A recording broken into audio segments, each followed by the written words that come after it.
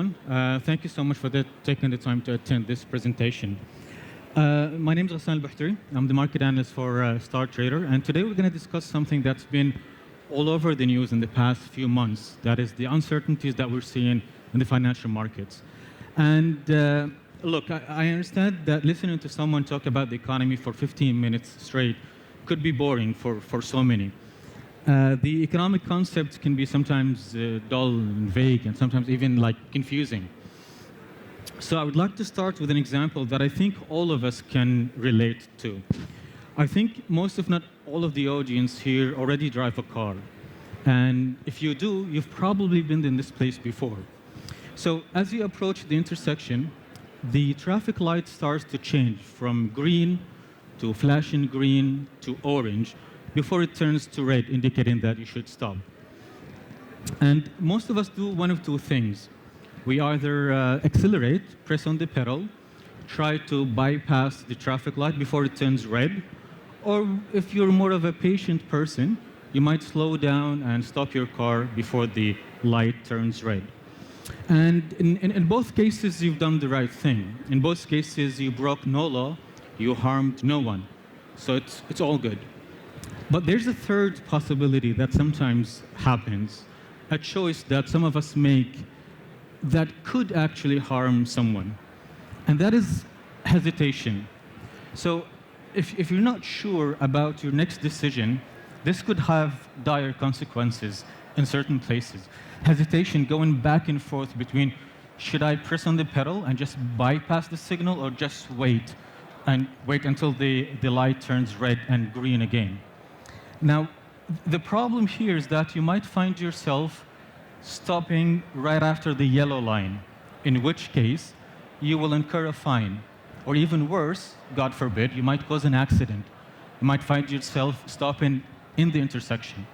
So the point that I'm trying to make is hesitation, going back and forth in your decision in certain places can have dire consequences, can be catastrophic. 1 second, you decide to move forward. The next, you decide to just stop. One day, you decide to put tariffs on Mexico and Canada. The next day, you pull back all of the tariffs. So the uncertainty about what will happen next is the thing that the financial markets dislike the most. All investors dislike having a lot of uncertainties in the market, and this is exactly what we're seeing right now. But why did this happen? Where did it all begin? To understand why, we have to go back in time to November 5th, 2024. This is last year. If you remember back then, so this is the chart. So November 5th, 2024 is the date on which Trump won the election. He became the next president. And if you notice from this chart, this is the NASDAQ, by the way. The NASDAQ measures 100 of the most powerful companies in the US, excluding the financial companies, so mostly tech. And by the way, all of the other indices, whether in the US, like the Dow Jones or the S&P 500, or even like Nikkei in Japan or the DAX in Germany, all of the other indices had similar performance to this one. I just chose NASDAQ as a case study, as an example. But you can like apply the same concept on all of the other indices. So if you notice here, this is November 5th, down on the left side. This is when Trump won the election. And for the next 6 weeks, what happened is tremendous gains on the NASDAQ, Dow Jones, all of the indices recorded wonderful gains. The NASDAQ went up 10% between November 5th and the end of December. The reason was obvious, like the justification was obvious. Promises of lowering tax rates, promises of higher employment, better GDP, lower inflation, all which supports the economy. But if you notice the fluctuation at the end of the chart, this is when the hesitation began. This is when we saw the traffic light changing and we didn't know what to do next. The equivalent of this is the going back and forth on the tariffs. You can Google it, by the way. There's a wonderful article that shows the timeline of all of the tariffs from January 20th, when Trump became the inauguration day, when Trump became in office, until today. It's updated by the day. So you can see the timeline of all of the tariffs. And a fun thing that you can do is look at the NASDAQ chart or any other index and just compare of every day on which there were news about the tariff, whether it's like positive or negative, it immediately affects the index. So this is a fun thing you can try once we finish the presentation. So the thing is that what I mentioned is, this is the fluctuation that you can see here is the hesitation. Do we put the tariffs now or no? One day we have a 25% tariff on Canada and Mexico. The next day, okay, let's postpone it for a month.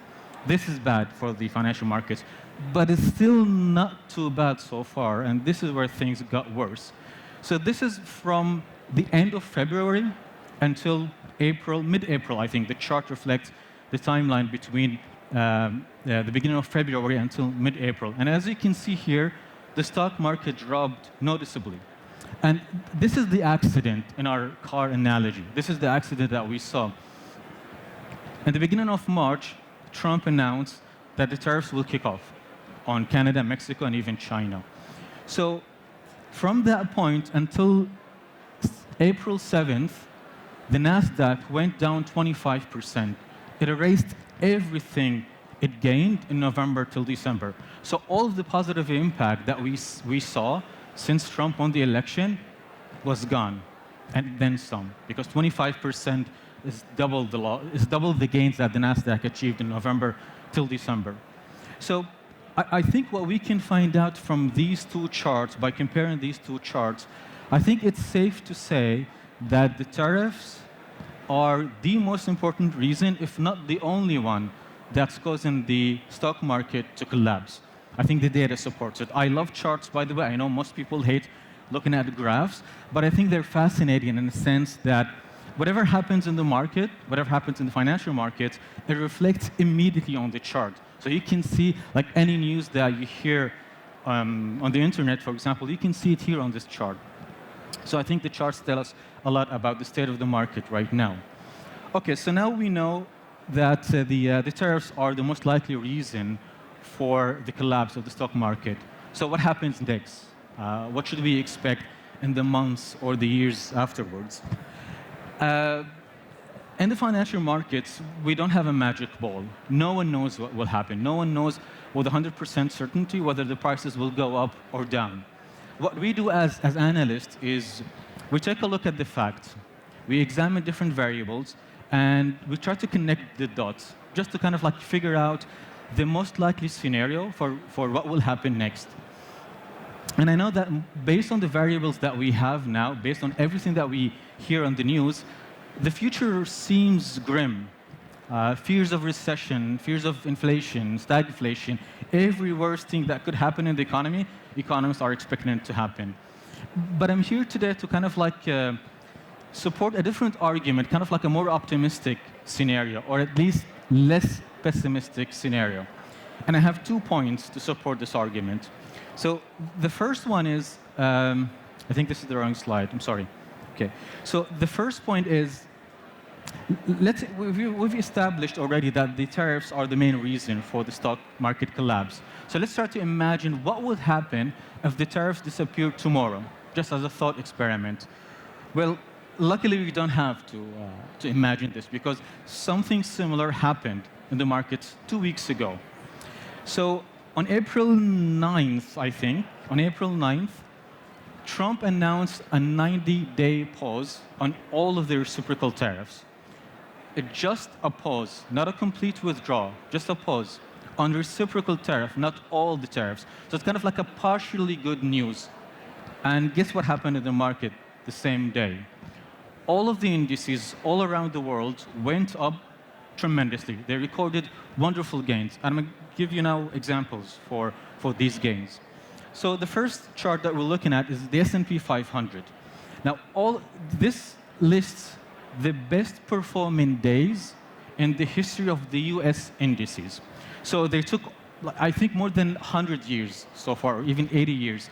And they saw the changes every single day, and they ranked all of the changes by the best one to the least increase in the one day change.